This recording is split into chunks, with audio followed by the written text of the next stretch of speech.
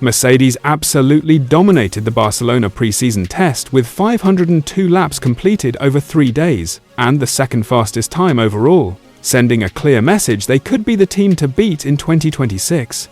Ferrari finished with Lewis Hamilton setting the fastest lap of the week at 1:16.348, topping George Russell's Mercedes by just 1/10. Red Bull showed impressive reliability with their brand new in-house Ford power unit, completing 623 laps between the two Red Bull-owned teams. George Russell alone completed 265 laps throughout the week, making him the busiest driver at the entire test.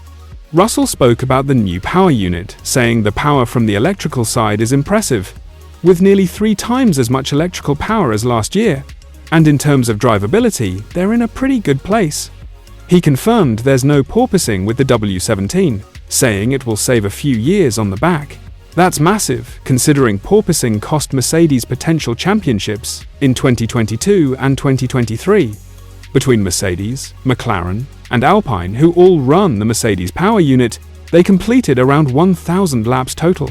That absolutely crushed Ferrari's engine program, which came in second. Former McLaren lead performance engineer Bernie Collins said Mercedes didn't just run and run, but the hints of awesome pace were impossible to ignore. Ferrari completed 442 laps, second only to Mercedes, and Hamilton topped the timesheet on the final day. However, Sky F1's Craig Slater reported that several individuals from rival teams told him the Ferrari SF26 was, quote, quite a handful in Barcelona. He's placing Ferrari behind Mercedes, McLaren, and Red Bull in the initial pecking order. Hamilton was incredibly positive though, saying, quote, I really feel the winning mentality in every single person in the team more than ever, so it's a positive. Everyone's positive and incredibly enthusiastic. Charles Leclerc said, quote, I am very excited to see what the others have in store and, when we start pushing a little bit more, to see where we are compared to the others. Red Bull came in with massive question marks about their first ever in-house power unit developed with Ford, but Red Bull powertrains absolutely delivered. They completed 623 laps with 0 major dramas.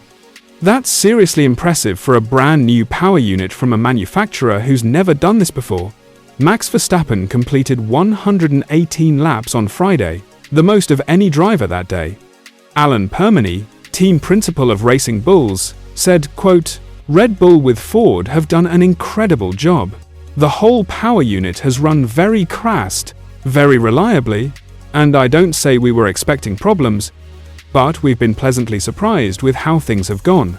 The whispers in the paddock suggest Red Bull is exploiting a loophole in the regulations that allows for a higher compression ratio when running hot. Now the new teams. Audi completed 240 laps but had massive reliability issues. Gabriel Bortoleto stopped after just 27 laps on day 1 with a gearbox problem. Nico Hülkenberg ground to a halt after just 5 laps on Wednesday with hydraulics issues, but they recovered on the final day with 145 laps. Hülkenberg said, quote, for a first-timer's new power unit, of course we knew it's going to be bumpy. There's going to be issues, but we work through them.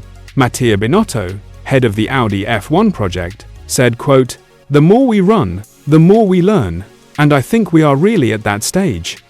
Reliability equals knowledge, and at this point of a new rules cycle, knowledge is power.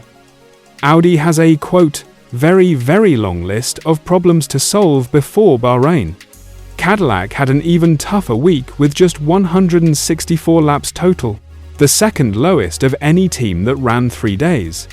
Valtteri Bottas was brutally honest, saying, quote, I'm proud of everyone working so hard and being here with the car. But also, first takeaway is that we still have a long way to go. We still have lots of problems to solve, and a bit of a mountain to climb, but we're getting there, step by step. Bottas explained the challenges, saying, quote, priority list now is get more laps each day. We need to get some proper running in, get the mileage in, and make sure we get a reliable package for race 1. Despite the struggles, Bottas said, quote, it's great to be back. Also with this brand new team in the sport, it's a really unique situation. So the pecking order heading into 2026? Mercedes looks like the clear favorite with incredible reliability and pace. Ferrari showed promise, but paddock whispers suggest they're behind Mercedes, McLaren, and Red Bull.